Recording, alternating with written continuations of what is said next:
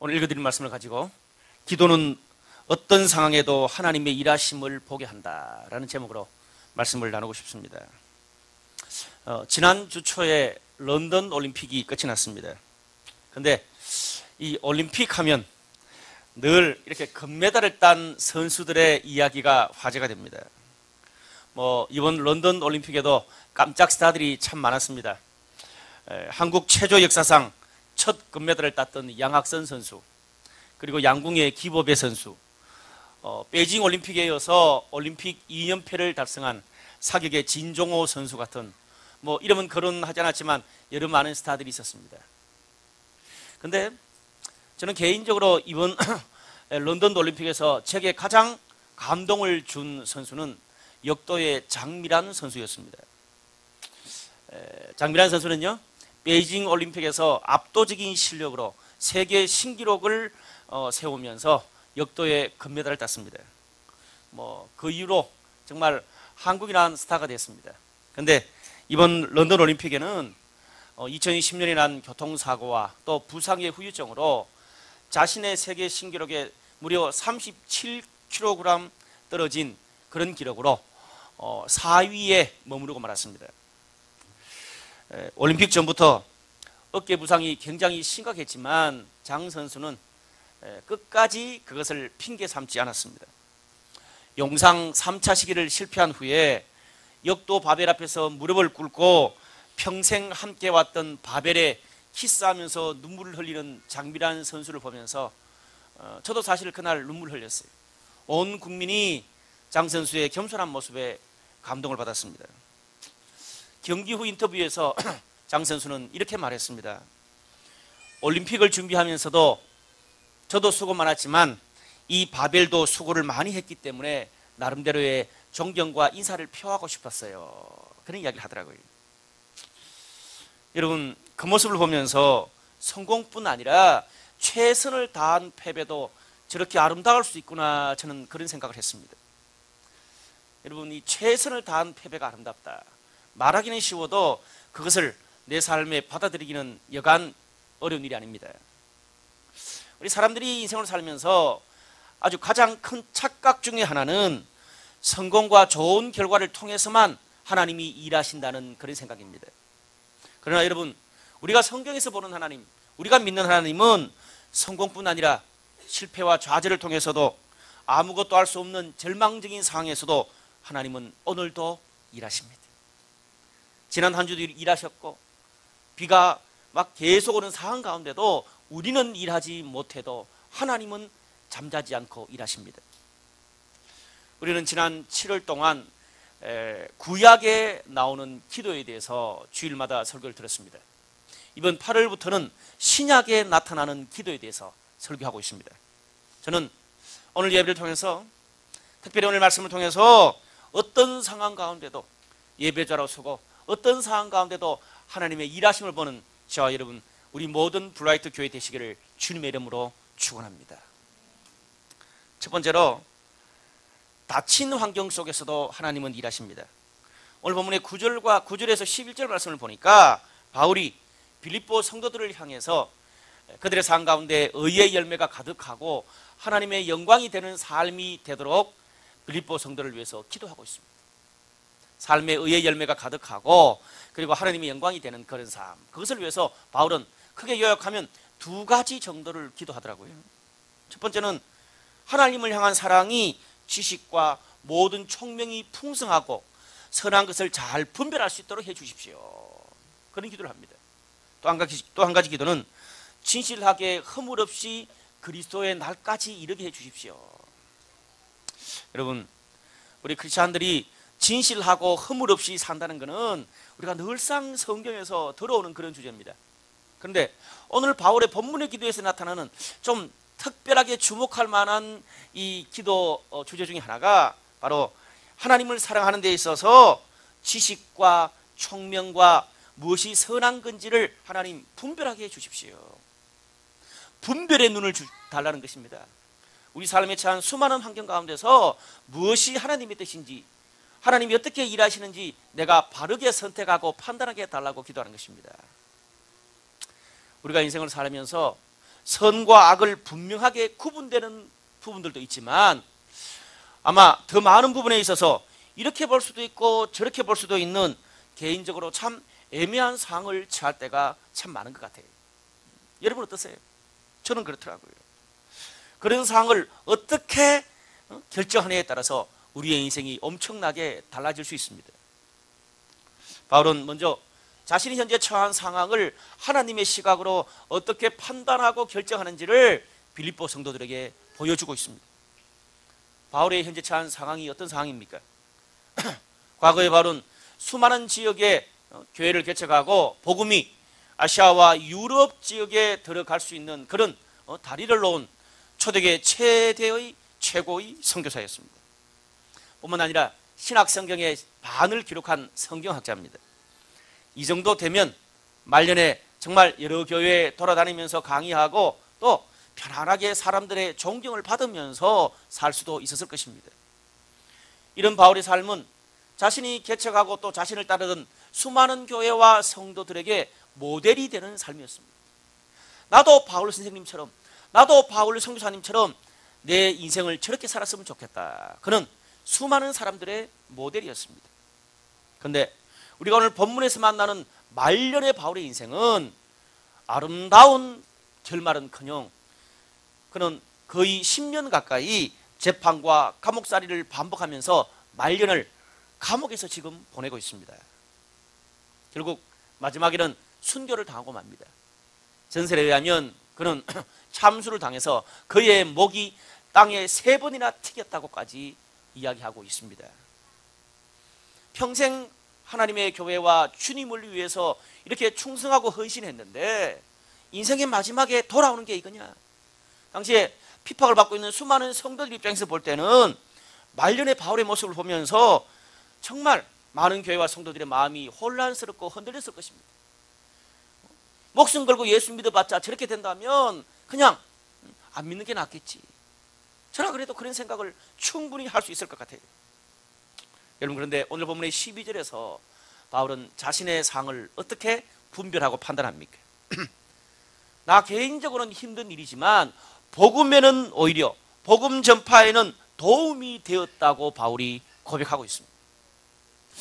도대체 감옥에서 복음 전파하는 것도 아닌데 어떻게 복음 전파에 도움이 되었다고 무슨 근거로 이런 이야기를 할 수 있습니까? 오늘 본문의 13절 14절에서 그는 이렇게 증거를 듭니다.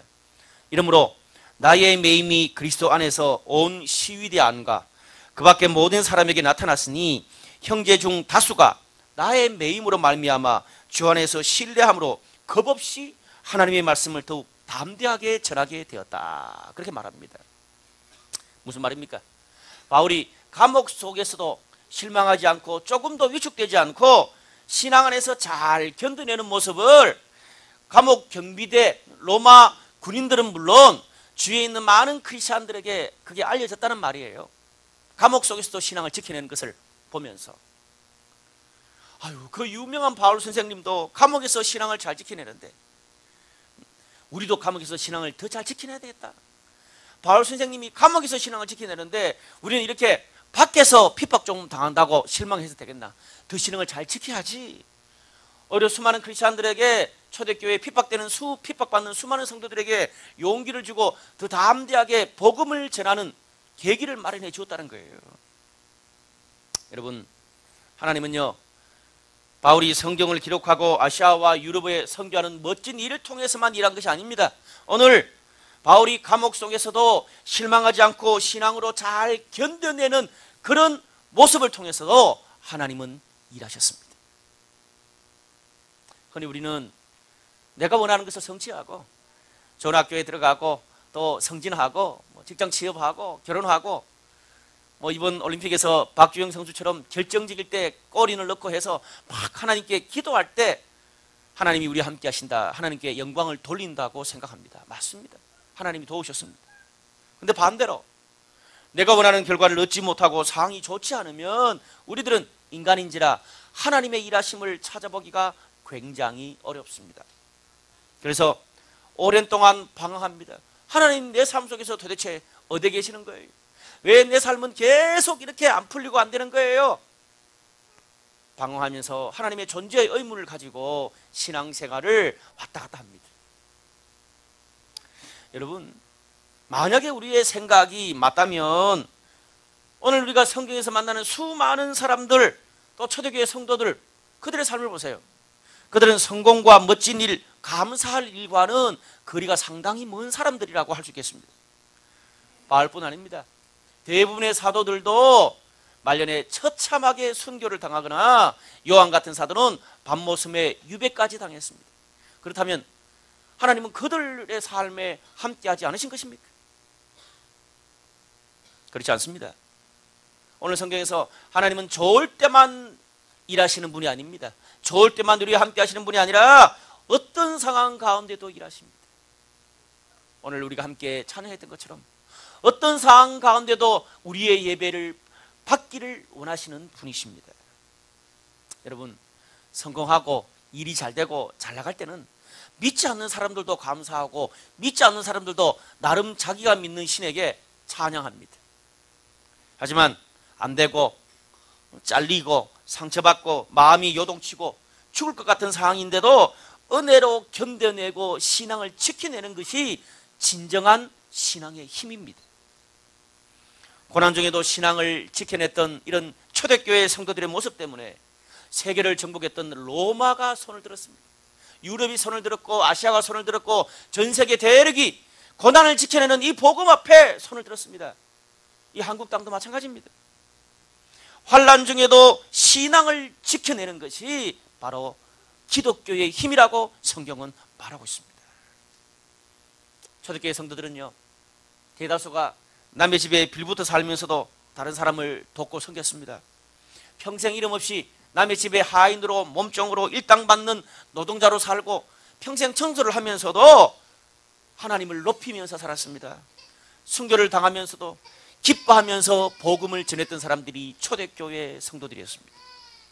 그런데 오늘날 기독교와 교회의 모습에서는 이런 모습들이 많이 사라진 것 같습니다. 성공과 축복 지향적으로만 흘러가는 것들이 못내 아쉽습니다. 여러분, 우리 교회 예배 시간 중에는 흔히 감사의 시간이 있습니다. 그런데 제가 한 몇 년 동안 지켜보니까 주로 이 감사의 시간에는 내가 잘되고 내 기도가 응답된 것 하나님 감사합니다, 뭔가 하나님께서 나의 요구를 들어주셔서 감사하는 그런 제목들은 많이 봤습니다. 그런데 저는 앞으로는 바울처럼 고난 중에도 신앙을 지켜내는 모습 때문에 감사하다는 그런 고백을 듣게 되길 바랍니다. 어쩌면 그런 고백이 더 신앙인의 고백인지 모릅니다. 여러분, 우리가 젊을 때부터 이런 고난 가운데도 하나님의 은혜로 신앙을 지켜내는 이 신앙, 이 은혜, 이런 삶을 훈련받아야 기독교가 믿지 않는 사람들에게 세상에서 손가락질을 당하지 않을 수 있습니다. 믿는 사람들은 좋을 때만이 아니라 정말 죽을 것 같고 힘들고 포기할 상황에서도 끝까지 포기하지 않는구나, 그런 고백을 듣게 되기를 바랍니다. 여러분, 사람마다 자신의 일을 하면서 보람을 느낄 때가 있습니다. 목사는 언제 보람을 제일 느낄 것 같습니까? 성도들이 고기 사줄 때? 아닙니다. 저는 여기서 고기 더 먹으면 배가 터져서 안 됩니다. 성도들이 옷 사줄 때? 성도들이 결혼할 때? 쥐 결혼 기쁜 거지 나하고는 상관없어. 성도들의 삶이 하나님 앞에 성숙해 갈 때 저는 개인적으로 가장 보람을 느낍니다. 이번 7, 8월 이렇게 여름을 보내면서 저는 올 상반기에 하나님께서 우리 교회에 우리 성도들에게 주셨던 축복이 뭔가 생각을 해봤습니다. 생각해 보니까 많은 성도들의 얼굴들이 떠올랐습니다. 참 많이 힘들고 어려웠을 텐데 신앙의 힘으로 잘 견뎌내고 하나님 뜻대로 살아가는 여러 형제자매들의 모습을 보면서 제가 얼마나 기도 중에 감사했는지 모릅니다. 이 홍대 땅에서 정말 환락이 지배하는 이 홍대 땅에서 어려운 가운데도 신앙을 지켜내는 여러분들의 모습을 보면서 내가 이렇게 기쁜데 하나님이 얼마나 기쁘실까, 그런 생각이 들었어요. 우리 가운데 여러 사람들은 이성교제를 하다가 깨어진 아픔 가운데 처한 그런 사람도 있었습니다. 여러분, 그럴 때 사람들 앞에 나서기가 쉽지 않았을 텐데 마음을 잘 추스르고 공동체를 떠나지 않고 인내하면서 다시 신앙과 사역을 회복하는 여러 사람들의 모습을 보면서 참 감사했습니다. 보통 교회에서 이성교제 하다 보면 이성교제 하다가 깨어지면 신앙도 잃고 공동체를 떠나는 케이스가 대다수입니다. 청년들은 힘든 가운데도 잘 견뎌주었어요. 너무 감사하고 너무 대견합니다. 뿐만 아니라 이들이 회복되도록 주위에서 도와준 사람들이나 여러 셀 식구들도 축복하고 싶습니다. 여러분, 이런 아름다운 신앙을 지켜내는 모습이 우리 셀과 교회 안에 좋은 전통으로 문화로 자리 잡을 수 있는 것입니다. 그럴 때 다음번에 똑같은 어려움을 당한 사람들도 그렇게 신앙을 지켜내는 사람들을 보면서 방황하지 않고 신앙을 떠나지 않고 공동체 안에서 신앙을 지켜낼 수 있는 것입니다. 견뎌내는 바울의 모습이 오늘 주위 성도들에게 주었던 메시지가 바로 그것이었습니다. 지난주에 청년부에서는 MT가 있었습니다. 제가 사회가면서 한 20년 정도 있었지만 그렇게 재미있는 MT는 몇 번 경험하지 못했습니다. 밤에 같이 놀지 못해서 체력이 안 돼서 제가 왔는데 놀지 못해서 너무 아쉬웠습니다. 그렇게 여러 가지 일들을 잘 준비해준 임원들 너무 수고했고 감사합니다. 그런데 제가 임원들의 면면을 보니까 거의 대부분 30대 이상이라 20대 이상 팔팔한 친구들도 많은데 30대 이상들이 임원들을 하고 있어. 특별히 거기에 임원장인 최지원 자매는 제일 우리 교회 고령자다. 부부 셀보다 나이가 더 많아. 우리 부부 다음으로 나이가 많아. 여러분, 보통 일반 교회는 어떻습니까? 일반 교회 청년들은 30대만 넘으면 아이고 내 나이에 무슨 일을 할 수 있겠어요. 뒤로 막 빼고 그렇게 합니다.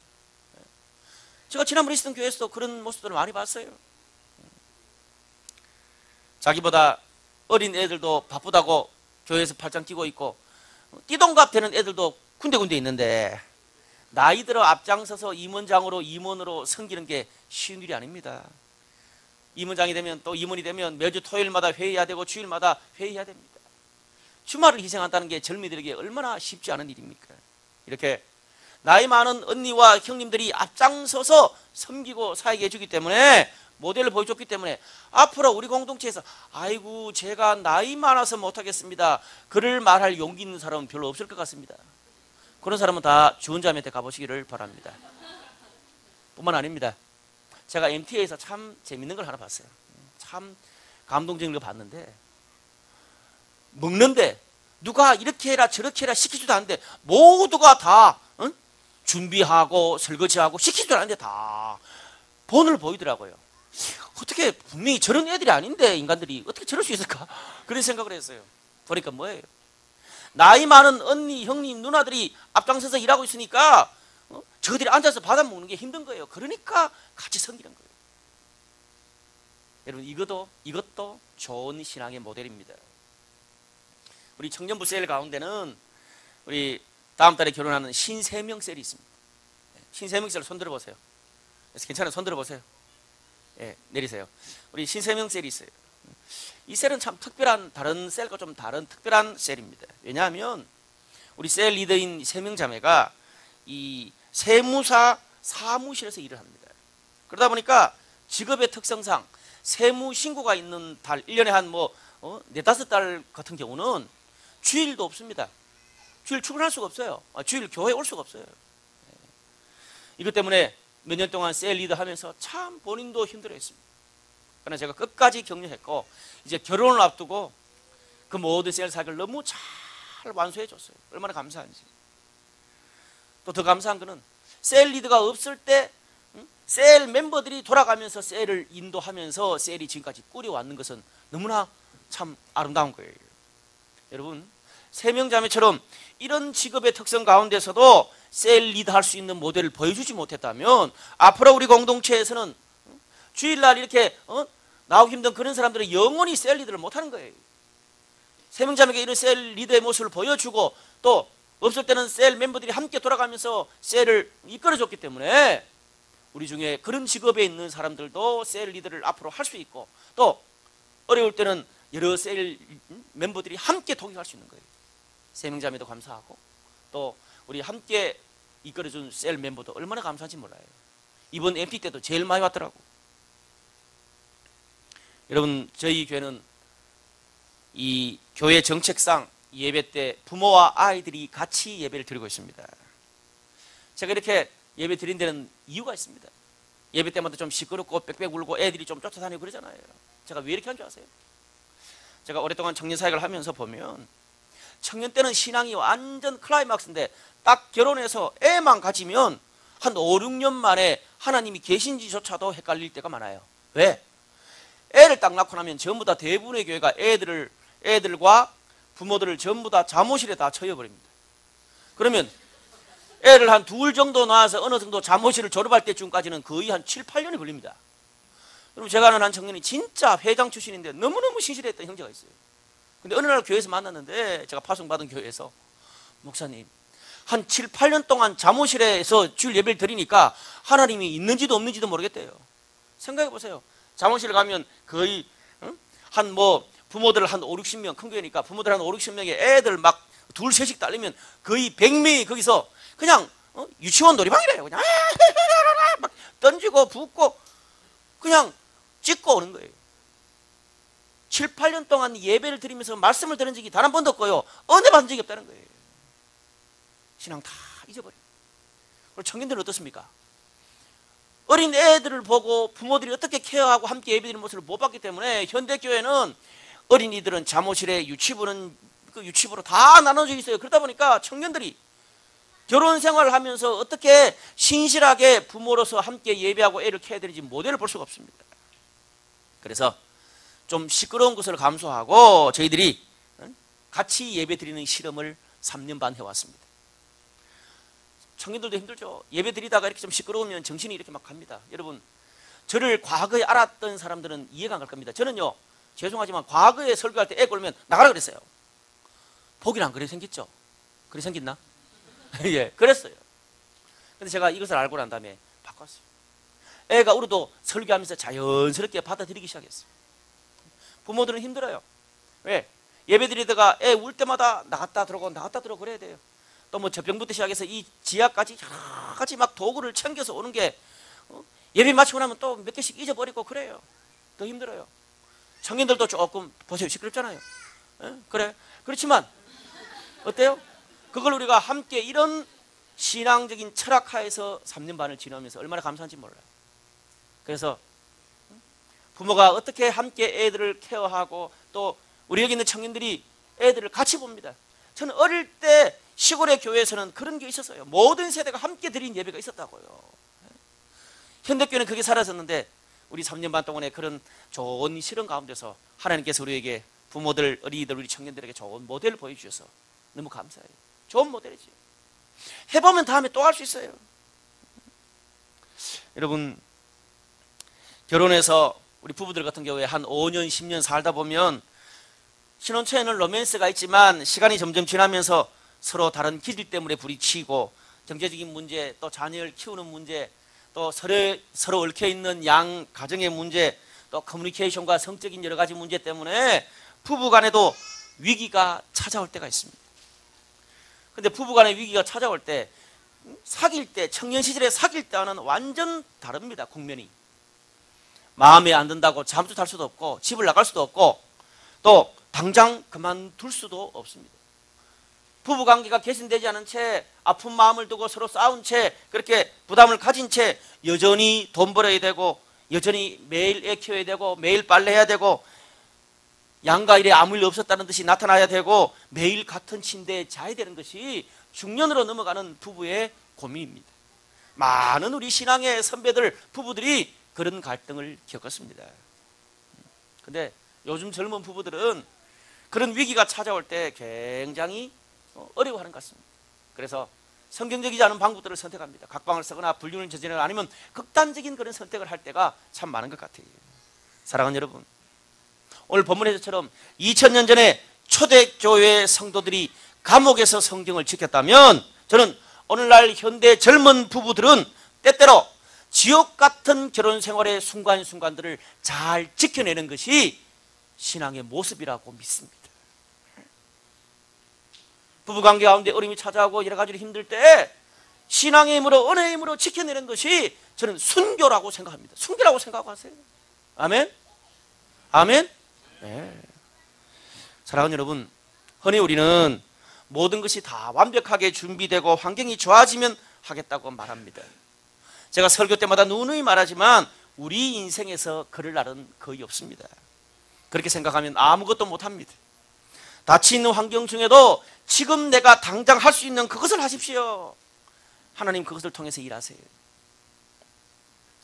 저는 한 6년 전에 하나님께서 중동 여행을 통해서 모슬람 지역에 하나님의 복음을 제가 전하지는 못해도 모슬람 지역을 품을 수 있는 그런 마음을 주셨어요.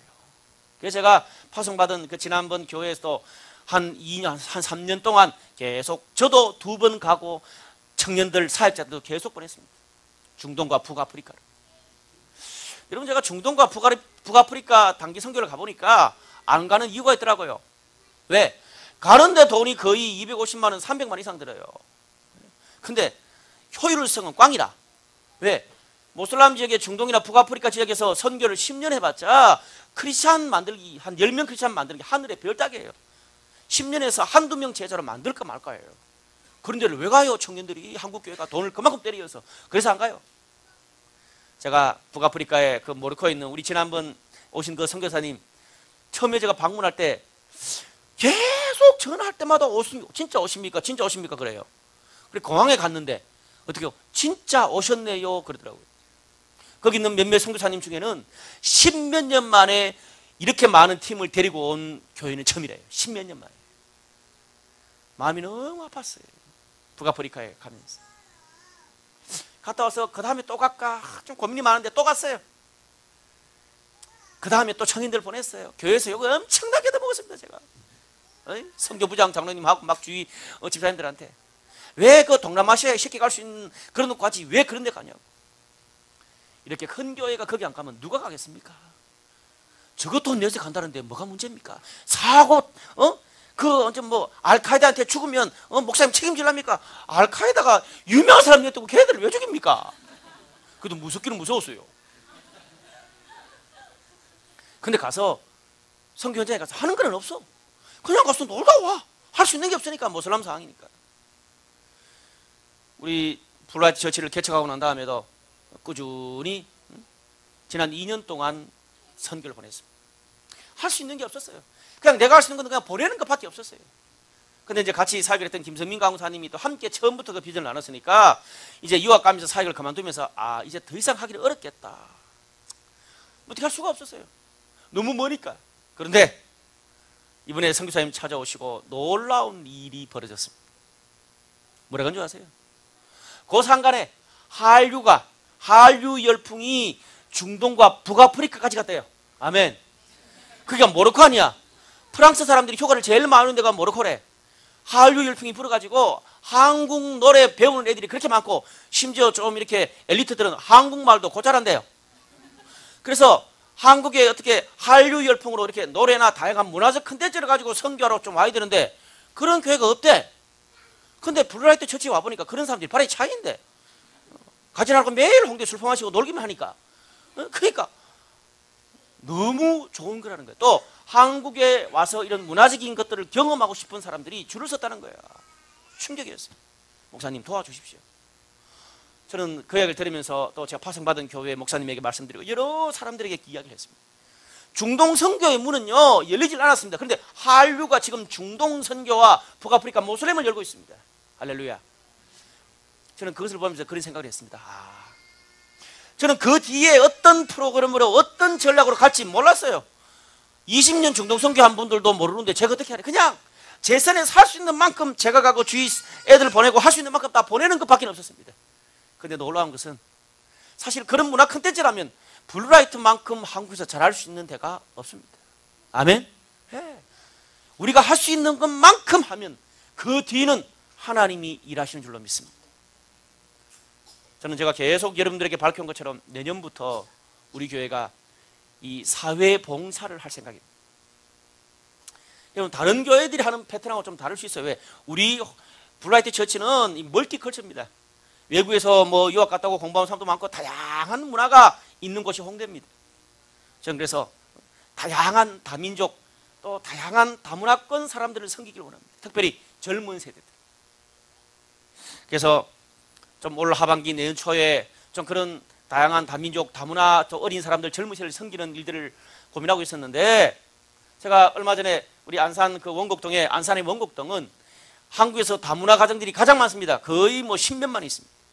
거기에서 우리 그런 다문화 가정들 애들에게 정말 교육을 제공하고 그런 사역을 하시는 부부를 만났습니다. 놀라운 거는 자기 개인 사비 틀어서 국제학교를 운영하고 계세요. 저한테 그거 주면 진짜 돈 벌면 끝내줄 텐데 그거 하지 않고 그냥 다문화 가정에 거의 무료로 그런 일을 하고 계세요. 오늘 그 부부가 함께 그 가족이 예배 참석했어요. 얼마나 감사한지. 여러분, 저희가 10월에 이제 이대를 개척합니다. 예배 드릴 데가 없어요. 이제 더. 혹시 여러분들 가운데 우리 이대로 가는 리더들이 아이고 형제 자매 이대로 좀 오세요라고 요청하는 분이 있을지 모르겠습니다. 나를 필요로 하고 불려주는 사람이 있을 때 얼른 가시기를 바랍니다. 사람이 몸값이 있을 때 가야 돼. 아멘. 한 살이라도 더 나이 들기 전에 몸값이 있을 때 불러줄 때 가세요. 아이고 이대는 아직 준비가 안 됐고 이제 처음 시작인데 걱정하지 마. 이대가 더 잘 될 거야. 아멘. 그럼 이대가 더 잘 될 거야.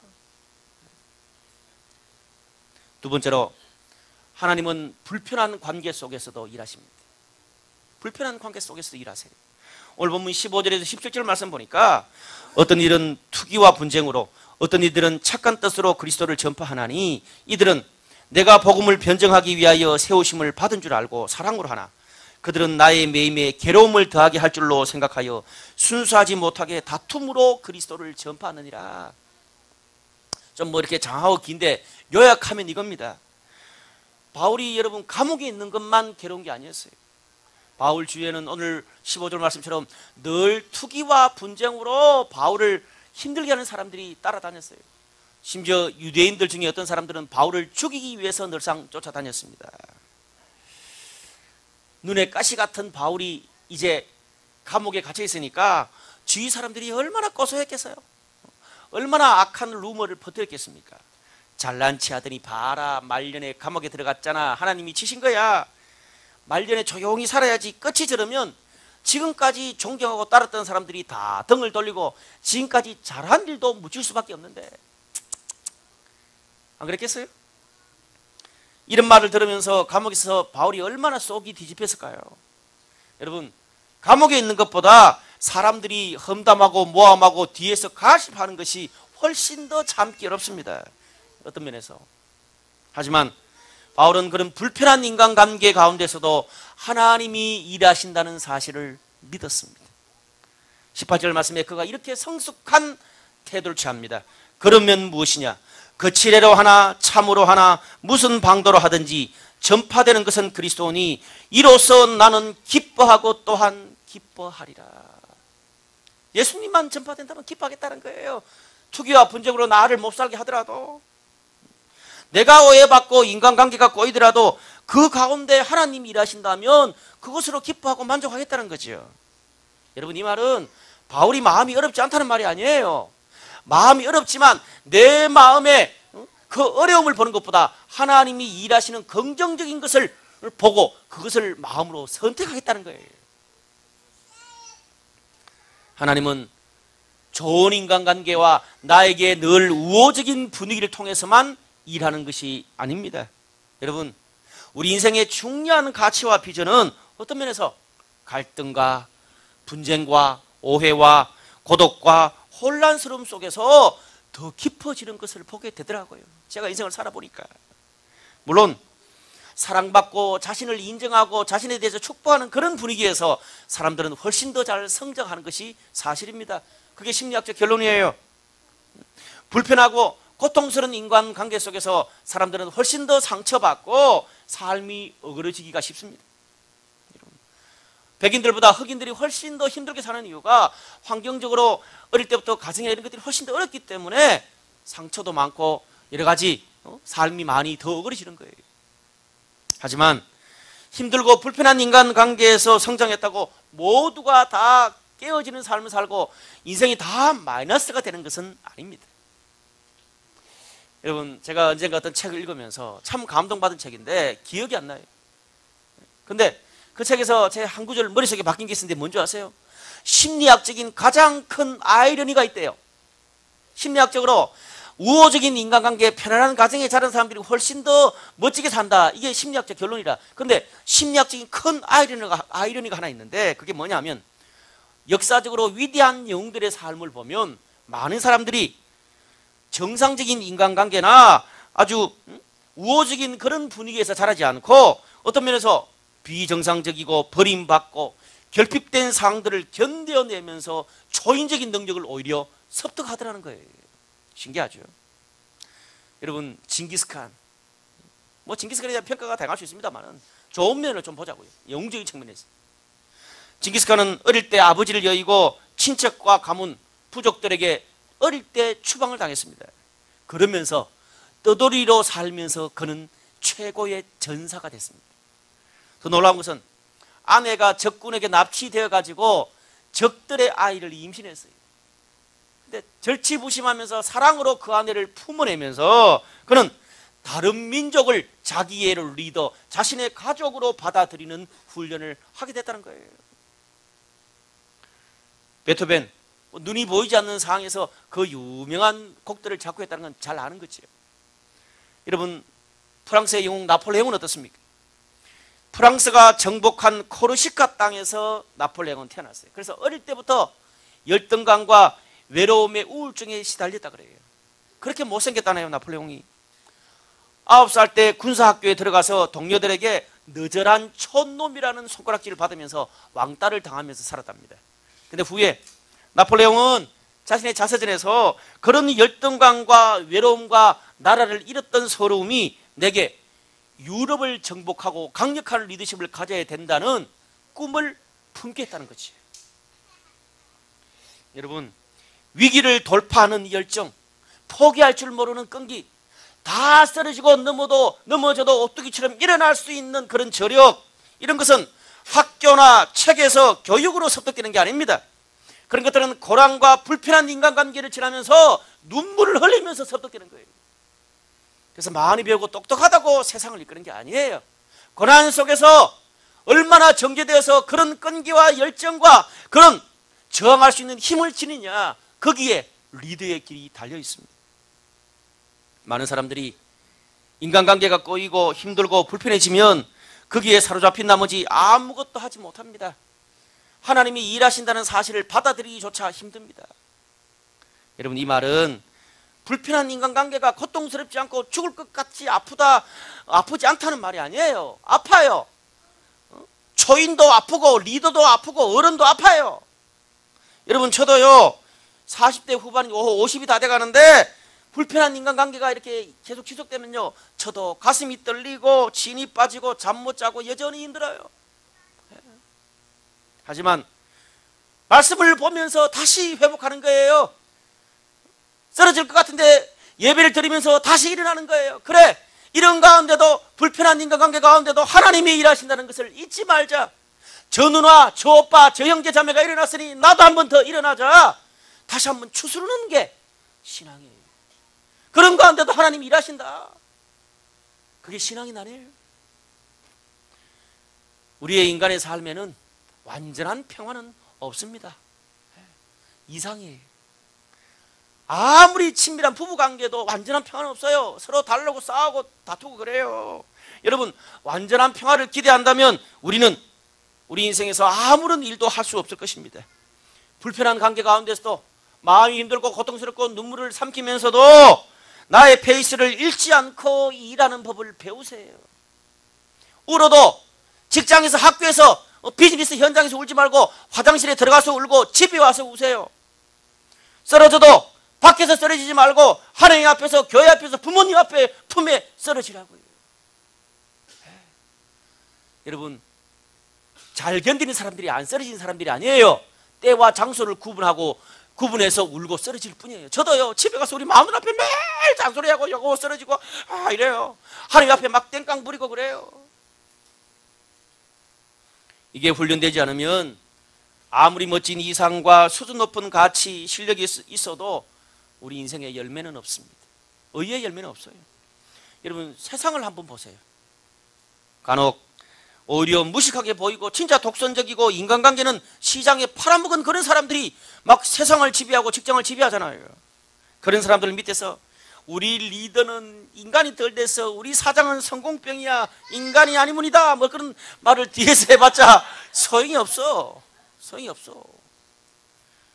그러면 그런 사람들은 뭐라 그럽니까? 열받으면 네가 사정해봐. 네가 전 재산 다 때려넣고 책임 한번 져봐. 그렇게 반문해요. 봐, 못하잖아. 조금만 상황이 어려워도 도망가고 뒤에서 훈수만 뜨는 겁쟁이잖아. 너는 그냥 남 밑에서 인격적인 무시 당해가면서 그렇게 평생 인간이 아니문이다 욕만 하면 살아. 그런 말을 해요. 여러분, 제가 자세히 한번 살펴보니까 적어도요, 성공병에 걸린 사람들은 자신의 목적을 위해서 물불 수단과 방법을 가리지 않더라고요. 아부하고 빌고 더러워도 참아. 그런데 우리는 어떻습니까? 그렇게 멋진 비전, 좋은 성품, 하나님의 은혜와 신앙의 힘도 있는데 성공병 걸린 사람들보다도 더 못 견뎌요. 그렇다면 우리가 지금까지 그렇게 받았던 수많은 은혜는 도대체 어디에 있냐는 말입니다. 우리에게는요, 성공병이나 집착, 목적을 위해서 수단과 방법을 가리지 않는 그런 잘못된 그릇된 동력보다 더 큰 동력이 있습니다. 오늘 본문 9절에서 11절, 바울은 그 동력을 우리에게 말하고 있습니다. 내가 기도하노라. 너희 사랑을 지식과 모든 총명으로 점점 더 풍성하게 하사 너희로 지극히 선한 것을 분별하며 또 진실하여 허물 없이 그리스도의 날까지 이르고 예수 그리스도로 말미암아 의의 열매가 가득하여 하나님의 영광과 찬송이 되기를 원하노라. 어떤 상황에도 하나님의 사랑으로 잘 분별하고 진실한 삶을 끝까지 유지해서 예수님 때문에 열매 맺고 예수님의 영광이 되는 삶이 되도록 바울은 빌립보 성도들을 향해서 기도하고 오늘 우리를 향해 기도하고 있습니다. 감옥에 있으면서도 수많은 가십과 모함 중에도 하나님께 기도함으로 자신의 마음을 추스리고 모든 것을 뛰어넘을 수 있었던 것이 바로 바울의 기도였습니다. 사랑하는 여러분, 힘드세요? 죽겠어요? 포기하고 싶어요? 내 삶의 에너지가 다 방전됐어요? 한 움큼의 마음과 에너지도 없어요? 저는 이미 6년 전에 제 삶의 에너지가 다 방전됐습니다. 제가 6년 전에 이세일 목사님에게 내 에너지가 다 방전됐으니까 좀 네가 알아서 하라고 그랬어요. 6년 전에. 그런데 아직도 죽지 않고 살고 있습니다. 기도하면서 에너지가 방전된 채도 기도하면서 건건히 버텨내고 있다는 말입니다. 기도의 힘입니다. 신앙의 힘, 은혜의 힘이에요. 사랑하는 여러분, 답이 없어요? 해결책이 없어요? 목사님, 다 해봤는데 안 돼요. 기도해봤냐? 그거는 조금 안 해봤는데요. 기도해보지 않았다면 가장 중요한 걸 하지 않은 거예요. 아무것도 하지 않은 것과 똑같습니다. 우리가 셀에서 기도 제목을 낼 때도 힘들어요, 괴로워요, 죽겠어요, 위로받아요. 이제 그 정도 냈으면 이미 됐습니다. 이미 2년, 3년 냈는데 이제 좀 제 이 말씀 들으면서 셀에서 기도 제목을 좀 바꿔보세요. 사랑하는 셀 멤버들이요, 내가 이런 힘든 가운데도 잘 견디고 잘 차고 나갈 수 있도록 해주세요. 그렇게 기도해 주세요. 도저히 마음이 안 가지만 내가 끝까지 누르면서 잘 사랑하고 섬기고 사역할 수 있도록 내게 그런 마음을 달라고 기도해 주세요. 나는 이런 상황에서 예전 같았으면 늘 잠수 타고 도망가고 포기했는데, 그런데 이번만은 내가 목사님 말씀 듣고 끝까지 포기하지 않고 할 수 있게 해주세요. 그래서 한 번 했으니까 2번 하고 3번 되어서 이것이 평생 나의 삶의 패턴이 되게 해주세요. 그런 기도해 주세요. 그것을 해서 나에게 손을 좀 기도해 주세요. 그런 기도 제목을 좀 내란 말이죠. 여러분, 이렇게 기도 제목 내는 것 자체가 이미 승리한 것입니다. 믿는 대로 될지어다. 그 기도 가운데 하나님이 일하실 줄로 믿습니다. 오늘 말씀을 통해서 우리 BLC 성도들은 어떤 환경 가운데도 신앙의 힘으로 견뎌내고 하나님의 복음을 더 담대하게 바울처럼 초대교회 성도들처럼 밟으면 밟을수록 더 꿈틀꿈틀 일어나는 그런 저력의 신앙인이 되시기를 주님의 이름으로 축원합니다. 말씀의 결론을 맺겠습니다. 이번 10월에 저희 블라이트 처치는 이화여대 인근에 BLC2를 지금 개척하려고 준비 중에 있습니다. 저는 오늘 여러분들에게 이 2대 공동체 비전이 어떻게 해서 형성되게 됐는지를 좀 말씀드리고 싶습니다.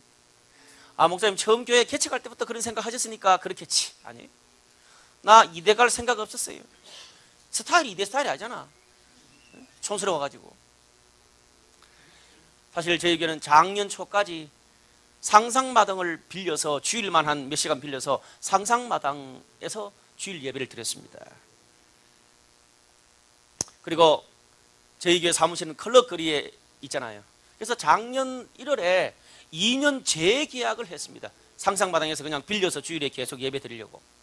그런데 이게 웬일입니까? 몇 달 있지 않아서 한 작년 3월 달쯤에 이 공연장이 헐값이 나왔어요. 헐값에. 미친 짓이야 이거. 그래서 어떻게 해요? 아, 이거 놓치면 안 되겠다. 주위 사람들이 놓치면 안 된다 그래가지고 어떻게 해요? 지금 당장 사무실에 돈을 빼서 넣어야 되는데 이걸 놓칠 수 없잖아요. 그래서 막 여기저기 돈 빌리고 다 해서 사들의 파충까지 빌려서 들어왔어요. 들어오니까 너무 감사해. 이 공연장을 우리가 홍대 보건을 위해 쓸 수 있다는 게 너무나 감사한 거예요. 근데 문제가 생겼습니다. 사무실에서 돈이 빠져야 그걸 채우는데 사무실이 좀 더 작은 데로 가도 되니까요. 근데 무려 1년 반 지금까지, 작년 3월부터 지금까지 사무실이 빠져나가질 않는 거예요. 주중에 할 일이 없습니다. 그 비싼 돈 주고 빌려놨으면 놀든지 와서 라면이라도 좀 끼리 먹으면 좋겠는데 매일 그 텅텅 놀아. 사무실이 빠져나가지도 않으니까 속이 볼 때마다 뒤집어지는 거예요. 가기도 싫어. 또 매달마다 그 비용이 얼마나 비쌉니까? 그래서 그 사무실만 나가면 우리 교회 재정이 별로 무리가 없습니다. 근데 그게 안 나가니까 전체 교회 재정이 30%가 모자라. 그래서 작년 5월부터 시작해서 올해까지 매달마다 빌고 가서 이렇게 하고 그렇게 후원받고 이렇게 해서 여기까지 왔어. 진짜 힘들더라고요. 매달마다 뭐 하여튼 수백을 구해야 돼. 여러분의 월급 한 2~3배 정도 되는 걸 매달마다 구해야 돼. 그걸 어떻게 구해? 나가야 되는데 내 뜻대로 안 되더라고요. 미쳐버리겠더라고요. 작년 연말에 거의 머리가 터질 것 같았어요. 제 인생에 20년 목회에 가장 큰 위기가 찾아왔어요. 아, 이렇게 해서 샷다를 내리는구나, 이런 생각을 했어요. 기도하면서 하나님 정말 원망만 했어요. 하나님이 분명히 비전을 주셔서 왔는데 다른 거는 진짜 뭐 아무것도 내가 정보 없이 와도 되는데, 아니 사무실 하나 안 나갑니까? 그 공연장 좋은 거 줘놓고 그럼 주지를 말든지. 막 내 살대로 막 사투리를 하는 게 막 대들었어. 그래도 안 빠져? 그렇게 끙끙대고 있는데 하여튼 근근히 버텨나갔는데 올 초에 조금 살만하더라고. 왜? 그렇게 한 몇 개월, 거의 한 연말까지 살고 나니까 뭐 꾸려나가겠더라고. 이렇게 저렇게 도와줘서. 그래 또 어느 날도 이렇게 하나님 앞에 큐티하고 기도하고 있는데 하나님께서 그때 저에게 새로운 마음, 새로운 비전을 주셨어요. 아, 그래, 내가 빌든지 후원을 받든지 내 돈을 넣든지 간에 힘든 중에도 사무실 안 나가도 꾸려나가는 법을 배웠으니까 내년 초에 사무실을 나가면 이제 그냥 좀 작은 사무실을 얻으면 안전빵이잖아. 편하게 그냥 경제적 어려움 없이 갈 수 있는데 그렇게 살지 말고 이미 그렇게 지금까지 살아오면서 꾸려나가는 능력을 배웠으니까 지금들은 이 돈으로 아예 이대를 하나 더 개척하자는 마음을 주셨어요. 할렐루야. 그래, 더 공격적으로 살자. 위기가 기회가 되게 하자. 하나님께서 그런 마음을 주셨어요. 그래서 이 내 비전이 여러분에게 선포된 거예요. 여러분, 이 비전이 그냥 편안함 속에서 나온 게 아닙니다. 위기와 고통과 어려움 가운데서 오히려 하나님이 일하셨어요. 2군데 교회를 해도 될 만한 그런 능력들과 그런 자질들을 훈련시키고 난 다음에 하나님이 던져 주신 거예요. 사랑하는 여러분, 하나님은 좋을 때만, 편안할 때만 일하시지 않습니다. 어떤 상황 속에서도 일하시는 분이십니다. 가치 있는 것은 절대 공짜로 주어지는 법이 없습니다. 흘려야 할 눈물, 받아야 될 상처, 거쳐야 될 시행착오, 좋은 결과를 얻기 위해서 정신병 걸릴 것 같은 답답한 시간의 기다림 속에서야 얻으시는 것입니다.